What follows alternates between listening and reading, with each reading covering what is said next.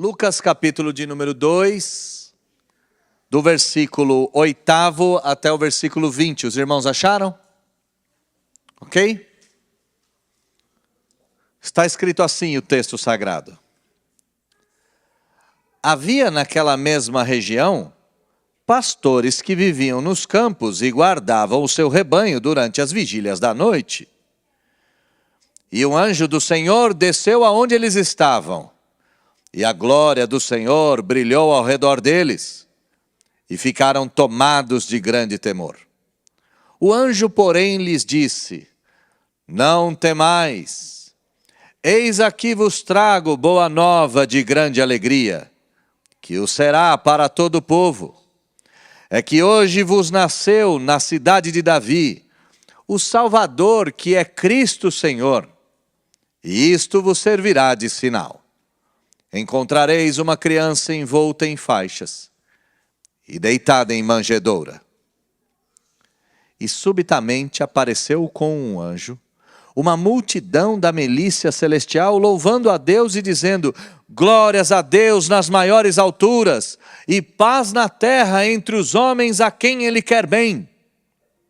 E ausentando-se deles os anjos para o céu, diziam os pastores uns aos outros: vamos até Belém e vejamos os acontecimentos que o Senhor nos deu a conhecer. Foram apressadamente e acharam Maria e José e a criança deitada em manjedoura. E vendo, divulgaram o que lhes tinha sido dito a respeito deste menino. Todos os que ouviram se admiraram das coisas referidas pelos pastores. Maria, porém, guardava todas essas palavras, meditando-as no coração. Voltaram então os pastores, glorificando e louvando a Deus por tudo o que tinham ouvido e visto, como lhes fora anunciado. Feche seus olhos, baixe a sua fronte, vamos falar com Deus. Senhor, nós te louvamos pelo nascimento de Jesus, pela noite de Natal. Te louvamos, Senhor, porque a vinda de Cristo ao mundo é a evidência do seu amor, tão quanto a morte de Jesus naquela cruz.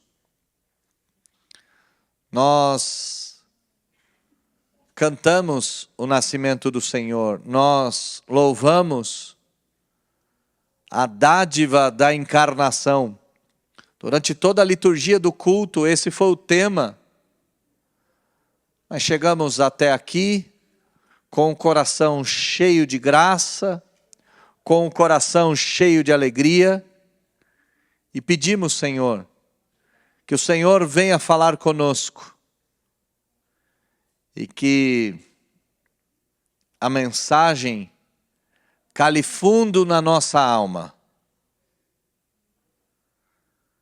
Que eu e meus irmãos sejamos impactados pelo grande milagre de Natal. Esse é o pedido que fazemos. E o fazemos em nome de Jesus. Amém. O tema do sermão desta manhã é o milagre de Natal. O milagre do Natal. O milagre no Natal. Qualquer forma de, do, no, não muda muito o que nós vamos trabalhar nessa manhã. E os milagres ocorridos na noite, antes, a partir, são muitos. Nós podemos mencionar o maior de todos, a Virgem engravidar. Isso é um baita milagre. Nós podemos também citar o fato de uma mulher estéril engravidar. Nós poderíamos mencionar os milagres a partir do nascimento do Senhor, isto é, a restauração do casamento de José e Maria. E às vezes a gente não percebe muito esse detalhe. Maria está grávida, essa gravidez não é de José, José vai embora de casa, o anjo aparece para José e fala: volta. Um dos primeiros milagres do Natal é a restauração do casamento dos dois. No Brasil até foi composta uma canção chamada de O Milagre do Ladrão, em que um ladrão invade uma casa na noite de Natal e o menino vê o ladrão de barba e ele tem a certeza de que aquele ladrão é Deus e ele se levanta. Então, nós poderíamos mencionar muitos episódios, muitos casos, muitos feitos de milagres ocorridos antes, durante e depois do Natal. Talvez você tenha aí na sua família uma história de um milagre do Natal. Mas hoje eu quero me debruçar sobre o milagre que acontece na vida de pessoas comuns como eu e você. Eu não quero falar de uma estéril que engravida. Eu não quero falar de uma virgem que engravida. Eu não quero falar de um casamento que é restaurado milagrosamente. Eu não quero falar de um menino paralítico que se levanta. Eu não quero trabalhar esses milagres. Eu quero trabalhar o grande milagre, que é mais ordinário do que extraordinário. E é neste milagre ordinário, este milagre que toca em cada um de nós, esse milagre que é mais abrangente, mais genérico, é neste milagre de Natal, do Natal, no Natal, que eu quero me debruçar, que eu quero enfatizar, que eu quero meditar e que eu quero que você perceba. Porque este milagre toca na sua vida, toca na minha vida, toca nas nossas vidas. Esse é um milagre que atingiu a todos nós e que deve produzir em nós feitos milagrosos. Mas antes da gente enxergar esse milagre, é necessário que a gente entenda o que está acontecendo nos versículos anteriores. No versículo 1 até o versículo 3, nós podemos enxergar um império pujante, um império dominante, um império que se movimenta, um império que ordena, um império que comanda e domina a vida das pessoas. Olha comigo o que esses 3 versículos dizem. Naqueles dias foi publicado um decreto de César Augusto, o imperador, o grande senhor do Império Romano, um dos impérios mais abrangentes da história da humanidade, certamente o império mais longo, e César Augusto, lá de Roma, decreta que toda a população do império tinha que se recensear. Isto é, toda a população do império tinha que preencher um papel, preencher um formulário, eles tinham que ser contados. E o império não tinha a menor dificuldade de fazer esse movimento. Bastava uma ordem de César para todo o império. E só para você ter uma ideia, o império ia da Índia até as Ilhas Britânicas. Ele ia na divisa de Polônia, Ucrânia, até o deserto do Saara. Nós estamos falando de um império que comandava o norte da África, comandava a Europa e o leste europeu, comandava o Oriente Médio e comandava o próprio continente asiático. Bastava uma ordem de César e todo o império convulsionava. Esse foi o primeiro recenseamento, diz o versículo de número 2. E ele foi feito quando Quirino era governador da Síria. Versículo 3 mostra o poder desse império. Todos iam alistar-se, cada uma a sua própria cidade. Bom, as cidades ficaram lotadas, as estradas ficaram lotadas, as hospedarias ficaram lotadas, o império entra em convulsão por causa de uma ordem lá de Roma, tudo começa a se movimentar. Mas nós não temos só um império poderoso aqui na cena. Nós não temos só políticos que dão ordens. Nós não temos só uma movimentação gigantesca ocorrendo em todo o mundo daquela época. Nós temos uma família em conformidade. Olha comigo o versículo de número 4 e 5. José também foi. Ora, ele e Maria cumpriram a ordem. Eles estão em conformidade com as decisões imperiais. José também subiu da Galiléia, da cidade de Nazaré, para a Judéia, a cidade de Davi, chamada Belém. E por que ele fez esse caminho? Ora, porque ele e sua esposa eram da casa e da família de Davi. Ambos foram se alistar e nesse momento Maria estava grávida. Só para a gente entender um pouco da geografia, tá? A Galiléia é mais baixa do que a Judéia, mesmo estando no norte. E é por isso que o texto diz que eles subiram da Galiléia. Mesmo o caminho sendo do norte ao sul, eles estão descendo. Como nós temos uma elevação, montanhas, eles estão subindo. Saíram de uma cidade qualquer chamada Nazaré e foram para outra cidade qualquer chamada Belém. E aqui nós não podemos só ver o império em movimento, essa família em obediência, mas nós temos que também enxergarmos a providência divina.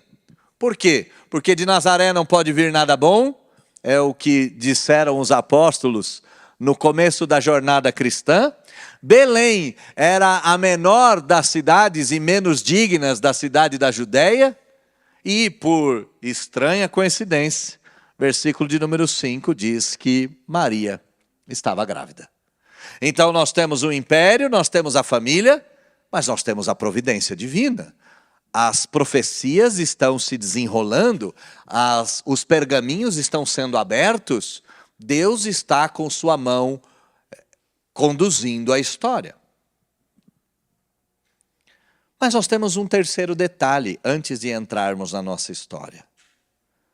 Esse detalhe no versículo de número 6 e 7, e eu quero que também, depois que a gente lê, a gente dê um pulinho no versículo de número 12, mostra que o caos não estava relacionado apenas com o movimento.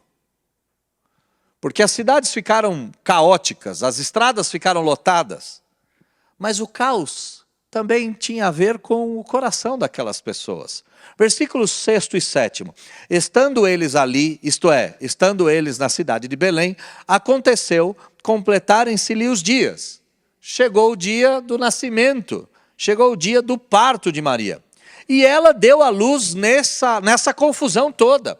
Ela deu à luz ao seu filho primogênito, enfaixou-o e o deitou numa manjedoura, porque não havia lugar para eles na estalagem. Versículo de número 12 confirma isso. E isso vos servirá de sinal: encontrareis uma criança envolta em faixas e deitada em manjedoura. Deitada num lugar que os animais comiam. O império não só está em movimento, nós não temos só uma família obediente, nós não temos os pergaminhos, nós temos uma sociedade carente. E por que nós temos uma sociedade carente? Irmãos, uma grávida chega na hospedaria e ninguém arruma um lugar para ela. Eu não sei se a gente percebeu isso. Simplesmente manda a grávida ir para o local onde os animais estavam, para um estábulo. Ninguém se compadece da mulher no trabalho de parto. Essa mulher estava com dores, essa mulher está com a gravidez nos seus últimos dias, a sua barriga está enorme e ninguém se compadece dela. Parece um pouco com a nossa sociedade, não é? A nossa sociedade, as pessoas estão famintas e a gente fecha o vidro, as grávidas andam por aí, ninguém dá abrigo, a nossa sociedade, os velhos perambulam. Bom, o mundo é o mundo desde que o mundo é o mundo. E a sociedade geme desde que Adão e Eva caíram no seu pecado original.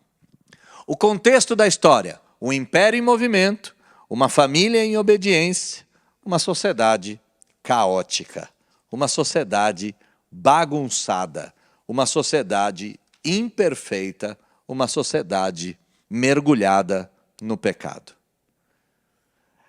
A mão de Deus, que já estava desenrolando o pergaminho da história, Galileia, Nazaré, gravidez, manjedoura, a mão de Deus que já estava conduzindo, continuará agindo. O texto começa a nos dizer que o braço do Senhor, a boa notícia, a boa nova, a mensagem, ela foi dada para um grupo de pessoas, no mínimo, imperfeitas ou inusitadas. Olha comigo o versículo de número 8. Havia naquela mesma região pastores que viviam nos campos e guardavam o seu rebanho durante as vigílias da noite. A quem foi revelada estas coisas? A quem foi dada a grande notícia? Diz o texto que a pastores. E meus irmãos, aqui nós estamos falando de um grupo de pessoas muito simples. O texto não só os caracteriza pela sua função, pastores, que era uma profissão das mais simples, era uma profissão das menos dignas. Você há de se lembrar que de todos os filhos de Jessé, o mais novo pastoreava a ovelha. Não havia nenhum tipo de complexidade, não havia nenhum tipo de pré-requisito para ser pastor. Bastava ir até lá. Mas esses pastores mostram uma característica que os inferioriza um pouco mais. Eles eram pastores que viviam nos campos. Não eram pessoas dos grandes centros, não eram pessoas das grandes cidades, eram homens com uma profissão muito comum, eram homens que não tinham nenhum tipo de dignidade e que viviam nos campos. Era gente que vivia nas tendas, era gente que vivia nas grutas, nas moitas, nas árvores, nas cavernas. E para piorar um pouco a situação, se ser pastor era uma coisa muito simples, qualquer um poderia ser, viver nos campos era uma coisa de pessoas menos importantes, as pessoas importantes viviam nas cidades, mostra o texto que, além de tudo, eles eram os homens do turno da noite. Eles guardavam o seu rebanho durante as vigílias da noite.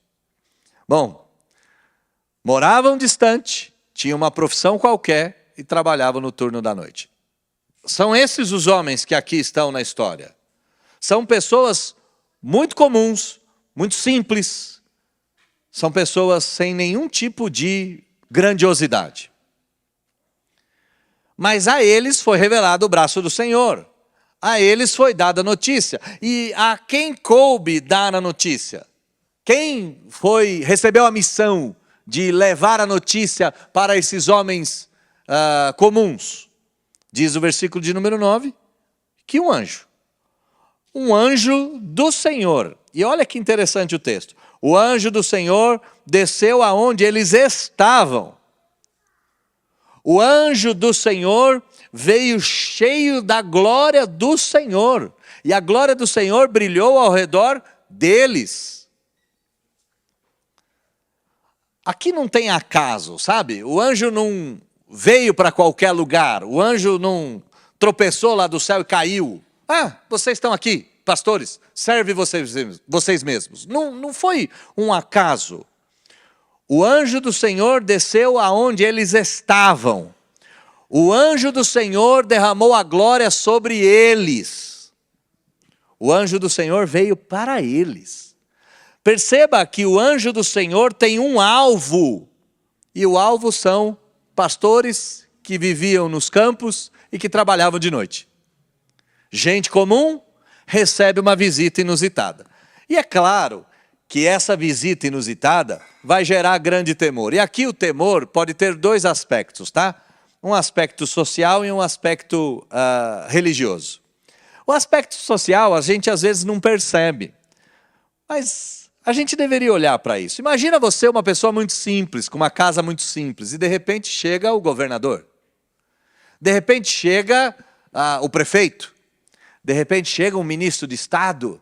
De repente chega o presidente da República. Como é que você recebe essa pessoa? Você recebe essa pessoa com muito temor. Você não sabe ao certo o que fazer para ela.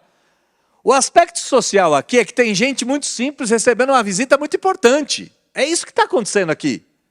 Tem gente muito simples recebendo uma visita importante. E aqui não é um prefeito, não é um governador, não é um presidente. Aqui é um anjo do Senhor, é um mensageiro do Senhor. E aí nós temos o aspecto religioso. Bom, o anjo do Senhor é um ser de chamas, é um ser de glória, é um ser de luz. E todo mundo que visse um anjo ficaria possuído de temor. Não é só o temor social, aqui é o temor religioso. Um anjo é um ser espetacular. Um anjo é um ser extraordinário. E se nós víssemos um anjo, meus irmãos, nós ficaríamos cheios de temor. Imagina dar uma olhada, uma encarada num anjo como o anjo descrito lá em Ezequiel, que ele tem olhos por dentro e por fora, tem círculos que rodam por dentro e por fora, tem asas. Nem Steven Spielberg, na criação dos seus alienígenas mais extraordinários, foi capaz de descrever um ser tão diferente quanto os anjos do livro do profeta Ezequiel. E por que eu estou dizendo isso? Porque às vezes a gente acha que ter um contato com o sobrenatural, ter um contato com o divino é qualquer contato. Não! Se nós tivéssemos um contato com o anjo, eu e você ficaríamos brancos, pálidos, cairíamos no chão e teríamos a certeza que Deus veio para nos destruir. Aqui tem o aspecto social, alguém muito importante visitando alguém que não é, e um aspecto glorioso, religioso, um ser de glória visitando seres de carne e osso. Pois bem, a quem foi dada a notícia? Aos pastores. Quem foi incumbida a missão de dar a notícia? O anjo. A pergunta é, que notícia é essa? Qual é a notícia? Se a notícia foi dada a essas pessoas por um ser tão importante, talvez a notícia seja extremamente importante. E sim, ela é. Mas antes da notícia, o anjo precisa dar uma corrigida aqui no que está acontecendo. A primeira coisa que o anjo diz é, não temam. Fiquem tranquilos, eu não vim matar ninguém. Fiquem tranquilos, eu sei que vocês são pastores, eu sei que eu sou um emissário do Senhor, mas não temam, se acalmem. A notinha de rodapé do anjo é, tenham calma. E aí vem a notícia. Olha comigo o versículo de número 10. Eis que vos trago boa notícia de grande alegria. A notícia era uma notícia boa, era uma notícia de alegria. E diz o texto que a notícia era para todo o povo, a alegria era para todo o povo, a boa nova era para todo o povo de Deus. A boa notícia, apesar de ser endereçada aos pastores, não era exclusiva aos pastores, era para todo o povo de Deus, espalhado em todos os lugares daquele tempo e naquele mundo. Qual é a notícia? A notícia é boa, a notícia é de alegria, a notícia é para todos. Qual é a notícia? Versículo de número 11. É que vos nasceu na cidade de Davi o Salvador, que é Cristo o Senhor. Nasceu o Salvador, nasceu o Cristo, nasceu o Senhor. Nasceu o Rei dos Reis, nasceu o Senhor dos Senhores. O anjo não poderia ser mais claro. Nasceu na cidade de Davi, nasceu o Rei. Nasceu o Salvador, aquele que perdoa pecados. Nasceu o Cristo, o Messias, que morreria a sua morte. Nasceu o Senhor de toda a terra e de todo o céu. A boa notícia que o anjo dá aos pastores indignos é: a salvação chegou. A boa nova chegou, o bom tempo chegou. Não precisam mais temer. O Rei chegou, o Salvador chegou, o Messias chegou, o Senhor chegou, enfim. Tudo aquilo que vocês tanto esperavam aconteceu. Tudo aquilo que vocês tanto aguardavam aconteceu. Mas aí nós temos aquela brincadeira celestial, né? Deus tem um senso de humor que é muito dele. Deus tem um jeitão de conduzir as coisas que é muito dele, muito dele. Eu estou lendo um livrinho de adolescente, mas muito interessante, chamado A Vida e as Aventuras de Robinson Crusoe. Eu estou terminando. E em determinado momento, Robinson Crusoe vai usar essas brincadeiras de Deus, sabe? Ele diz, bom, eu sou um náufrago, mas eu encontrei aqui tudo que eu precisava para viver. Eu estou sozinho, mas Deus me deu um cão, 2 gatos e um papagaio. Eu estou num lugar completamente isolado, mas é calor o ano inteiro. Eu estou num momento de puro abandono, mas eu tenho tudo que eu preciso e tenho tudo que eu preciso em sobra. Aí ele diz, eu sou o rei da minha própria terra, sem, contudo, ter um só súdito para vê-la. Eu planto tudo que eu preciso, sem precisar de tudo que eu planto. É muito interessante assim a fala dele. E a fala mostra essa brincadeira de Deus. E Deus faz essa brincadeira de coisas boas e coisas ruins juntas. Olha o versículo de número 12 e 13. Você vai perceber aqui, 12, 13 e 14, você vai perceber aqui essa brincadeira de Deus. E isso vos servirá de sinal. O anjo está falando com os pastores. Qual é o sinal? Encontrareis uma criança envolta em faixa e deitada numa manjedoura. Espera aí. Nasceu na cidade do rei, o Salvador, que é o Messias, e o Senhor. Cadê o palácio?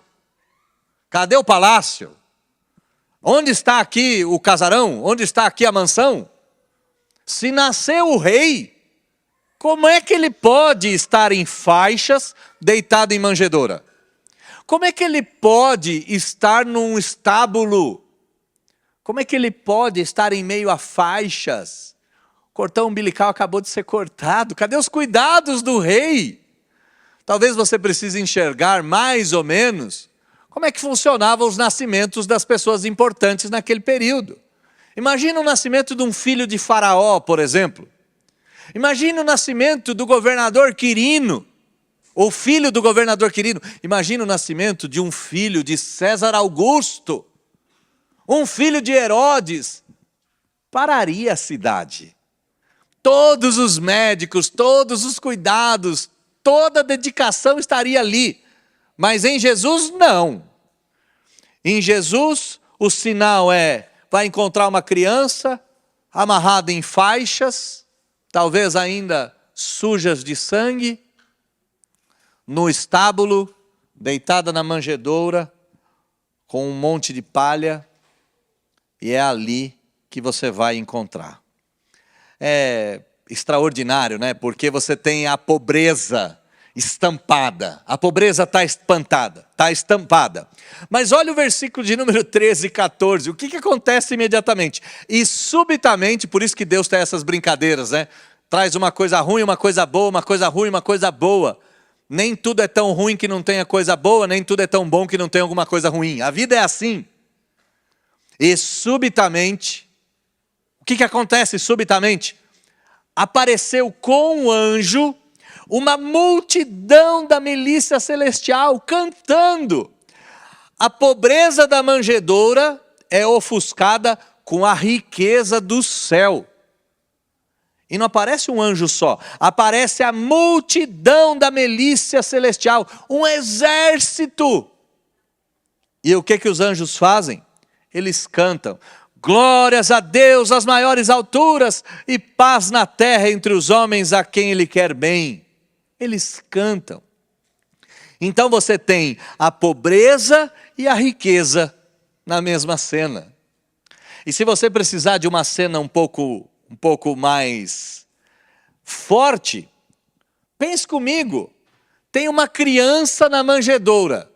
Não existe ser mais indefeso do que uma criança. Aqui você tem a fraqueza encarnada. Tem uma criancinha precisando de cuidados. E ao mesmo tempo, não existe cena de maior poder em toda a Escritura. Um exército das milícias celestiais. Nós temos aqui o maior exército de anjos, o maior exército do universo aparecendo para cantar. Tem uma criança frágil e um exército inigualável.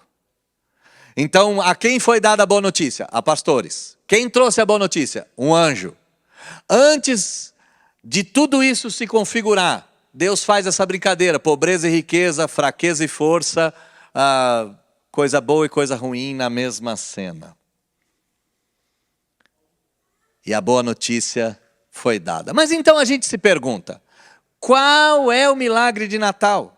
Tá bom, muito legal, parece anjo, muito legal essa brincadeira, é verdade, minha vida é assim também, acontece coisa boa com coisa ruim, acontece coisa ruim com coisa boa. Tudo bem, entendi tudo isso. Cadê o milagre? Ou como dizia minha avó, QD o milagre. QD. O milagre está do versículo de número 15 até o versículo de número 20. Eu acho que é aqui que está o meu sermão. O resto era só para introduzir o que eu queria mostrar. Está aqui o meu sermão, do versículo de número 15 ao 20. Eu vou ler de novo. E ausentando-se deles os anjos para o céu, diziam os pastores uns aos outros, vamos até Belém e vejamos os acontecimentos que o Senhor nos deu a conhecer. Então eles foram apressadamente e acharam Maria, José e a criança deitada na manjedoura. E assim que os viram, divulgaram tudo o que tinha acontecido. E todos os que ouviram essa história se admiraram das coisas que os pastores contavam. Maria ficou um pouco preocupada, guardou essas coisas no coração, saiu de canto. Mas os pastores contaram tudo. E então os pastores voltaram. Mas voltaram diferentes. E aqui é o grande milagre do Natal. Aqui é o grande milagre do Natal. O maior milagre que o Natal pode fazer é ressignificar uma vida comum e transformar essa vida comum numa vida extraordinária. Meus irmãos, quem eram esses pastores?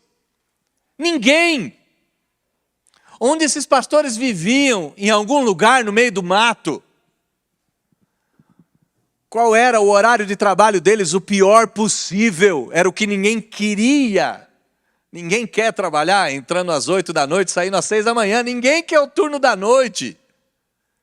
Se você já trabalhou numa fábrica, você sabe como é. Se você já teve que trabalhar no turno da noite, quando o chefe diz e fala a partir da manhã é o turno da noite, você fala, não. Por que eu fiz de errado para merecer isso daí? Por que você está me punindo?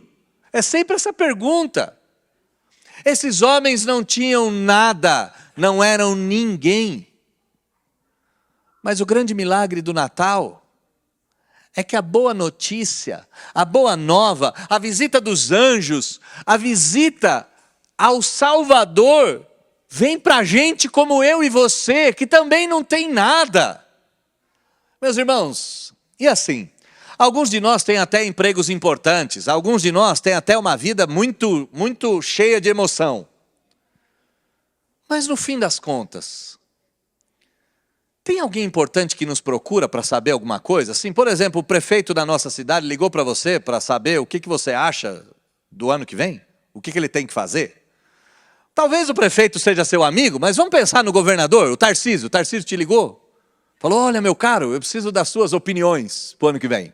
Eu quero saber aonde eu vou seguir. Algum multimilionário, empresário, que tem centenas, milhares de pessoas trabalhando sob o comando dele, ligou para você para pedir sua opinião sobre o mercado financeiro para o ano que vem? Percebe? A gente tem uma vida simples. A gente tem uma vida comum. É comum. A gente trabalha num emprego comum. Né? Nenhum de nós é astronauta. A gente vive uma vida comum. A gente mora na cidadezinha do interior. E alguns de nós ainda trabalham no turno da noite. Sim. E qual é o grande milagre de Natal? O grande milagre de Natal é que vidas comuns podem ser modificadas por causa do nascimento de Cristo.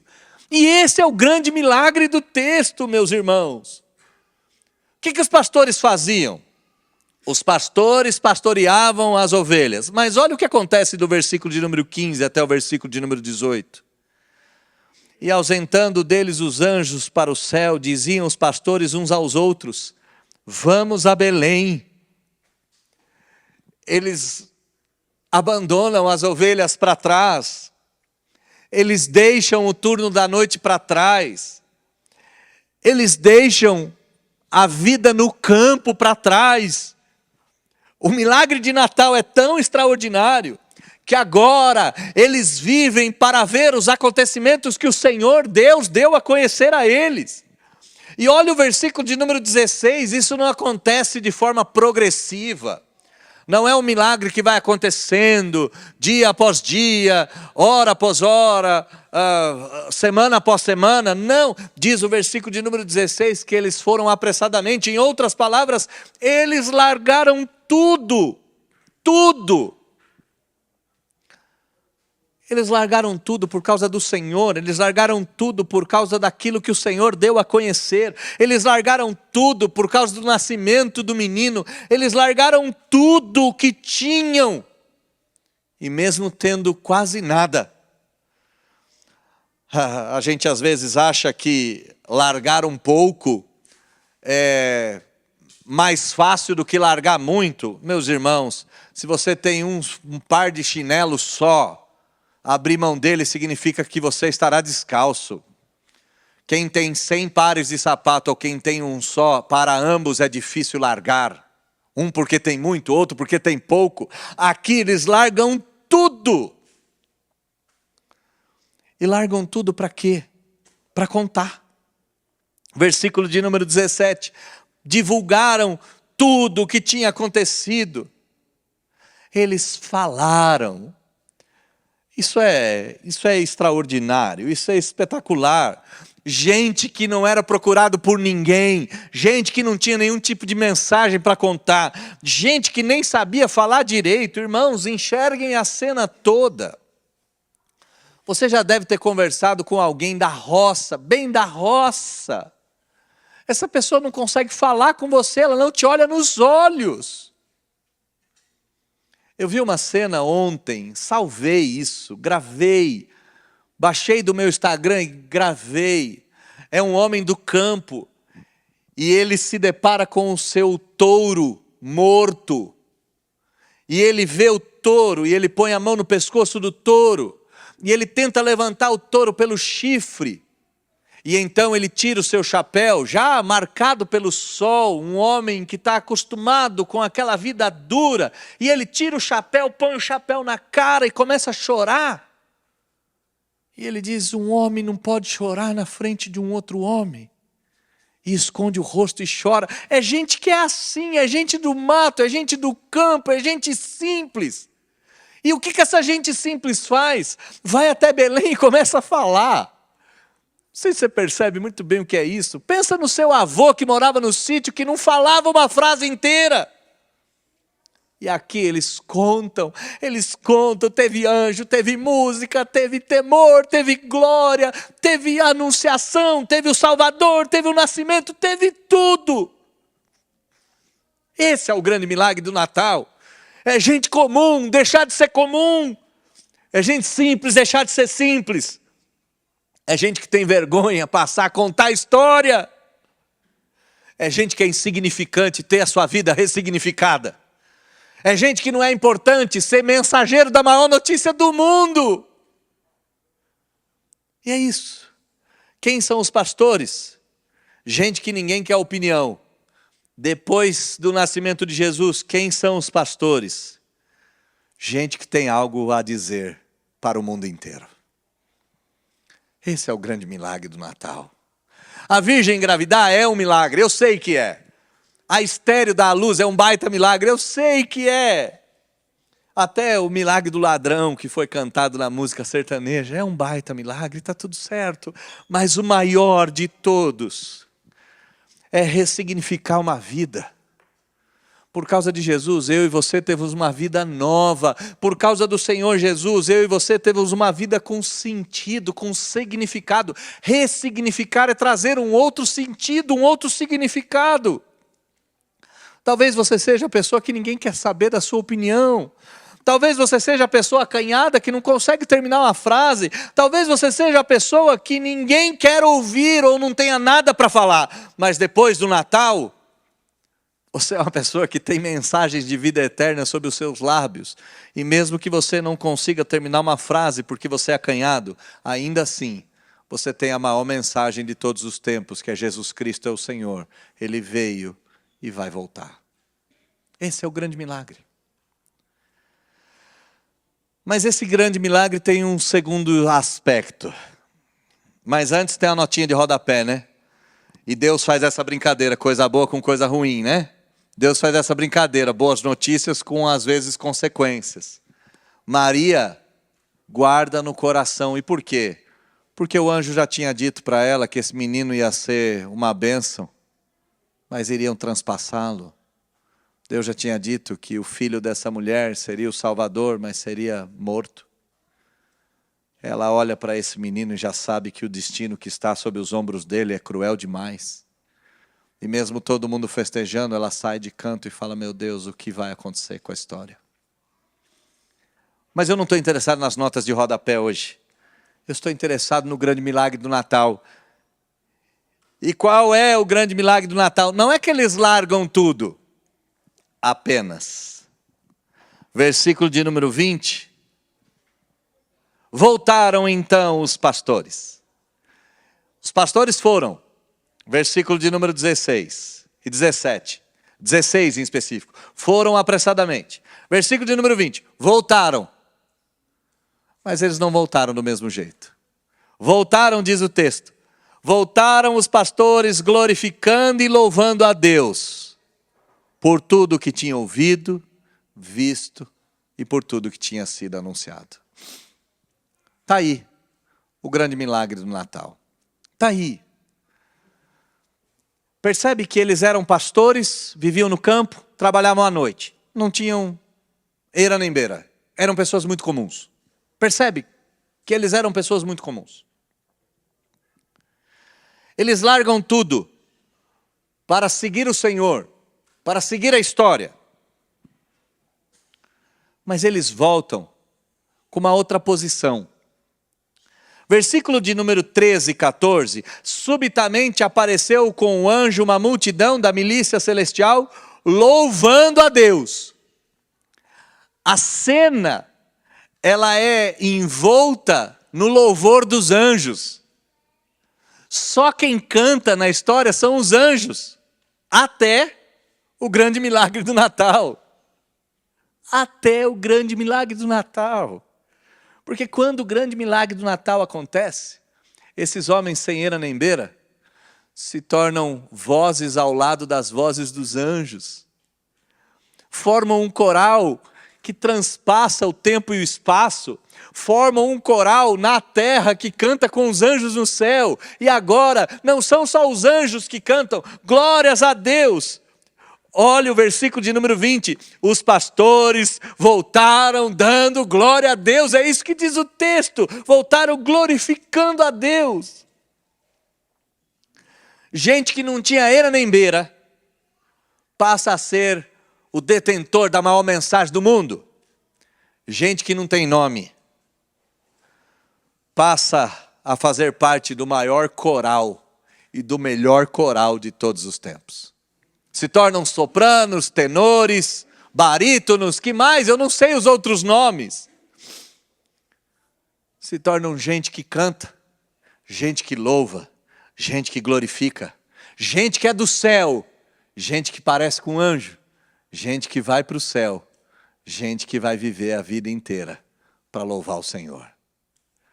Eles deixam de ser da terra, passam a ser do céu. Eles deixam de ser pastores, passam a ser tenores. Eles deixam de ser gente do campo, gente do tempo, gente do espaço, gente da noite, e passam a ser gente do céu, gente da eternidade, gente da vida eterna. Natal não é árvore, apesar que a árvore é bem legal. Natal não é ceia, se bem que ceia é bem gostoso. Natal não é presente, se bem que presente é bem alegre. Natal é vida transformada. E a vida de quem é transformada? A vida de quem? A tua, a minha, a nossa, a de todo mundo que recebe essa mensagem de Natal. O grande milagre de Natal é fazer você e eu, pessoas especiais e pessoas celestiais. Mas tem uma última vírgulazinha, uma última notinha de rodapé. Sabe qual é o terceiro aspecto da ressignificação da vida? É que gente como eu e você, que é vaso de barro, traz consigo a partir do Natal mensagem que vale ouro. E se você vai viajar a partir de amanhã, e se você vai sair por aí, e se você vai passar a ceia com os seus irmãos, ou se você estará junto de pessoas que não são crentes, eis aí o que o Natal fez com você, ou pelo menos deveria ter feito. Mas se não fez, pode fazer a partir de agora. Antes da ceia, antes dos brindes, antes de tudo, levante-se com toda a autoridade que Deus te deu. Pega um garfinho, bate no copo, para que todo mundo preste atenção em você. E você pode dizer: eis que vos trago boa nova de grande alegria. E que não será só para vocês, mas para todo o povo. É que há 2000 anos, na cidade de Davi, nasceu o Salvador, que é Cristo, o Senhor. E que esse Salvador muda vidas. Mudou a minha, que não era ninguém. Mudou a de tanta gente, que também não era ninguém. E pode mudar a tua vida. Basta você entregar a sua vida a esse Senhor. Meu grande desafio para você: seja como os pastores sem eira nem beira. Saiam por aí de madrugada contando a velha história. E anuncie para todo mundo que ouvir que existe um Salvador que muda vidas. E que não mudou a vida de outros, mudou a tua. Mudou a tua, para sempre, mudou a tua. Conte para todo mundo que sua vida foi mudada. Conte para todo mundo que o Salvador é poderoso para mudar qualquer tipo de vida. E utilize esse finalzinho de ano para proclamar a mensagem da salvação. Glória a Deus nas maiores alturas e paz na terra aos homens a quem Ele quer bem. Deus abençoe vocês, meus irmãos, e saibam que o grande milagre de Natal aconteceu na sua vida. Saiba que o grande milagre de Natal foi você ter sido ressignificado para sempre. E aproveite esse Natal para levar a mensagem da salvação e da esperança para todos os cantos. Feliz Natal! Deus os abençoe. Um ótimo final de ano. Um ótimo final de ano ou um ano em que você se pareça com os pastores de Belém. Feche seus olhos, vamos orar e a gente encerra a mensagem dessa manhã, porque o cheiro da comida está me deixando atrapalhado. Diga-se de passagem. Vamos orar. Senhor, obrigado pelo grande milagre de Natal. E qual é o grande milagre de Natal? É fazer pastores mensageiros, é fazer pastores adoradores, é fazer gente comum, como eu e meus irmãos, se transformar em gente do céu, gente da eternidade, gente do porvir, gente que parece anjo, gente que canta como os anjos, gente que vai morar no céu. Oh Deus, que milagre extraordinário, como o Natal é importante. E às vezes a gente se esquece. Tem gente que nem se deu conta que o Natal é daqui a alguns dias. Faz a gente lembrar nessa manhã que o milagre de Natal acontece no nosso peito, acontece na nossa história. E que o milagre de Natal é fazer gente comum ter sentido, ter significado. Fazer gente comum cantar. Fazer gente comum se transformar em verdadeiro adorador. E que esse milagre de Natal dure a vida inteira. Porque eu ouso dizer que no dia que a minha vida se extinguir, eu vou conhecer esses pastores cantores que o texto diz. Eu vou conhecer esses pastores adoradores. Eu vou conhecer a nota e a melodia do grande coral angelical. E eles estarão lá, nas primeiras fileiras. E eu também. Porque eu também sou fruto do maior milagre de Natal. Eu também tive a vida mudada. Eu também tive a vida transformada. Obrigado pelo Natal. Que seja um feliz Natal para todos nós. E que a gente possa festejar o nascimento do Senhor para sempre. Muito obrigado. Nós te adoramos. Muito obrigado por Jesus. Amém.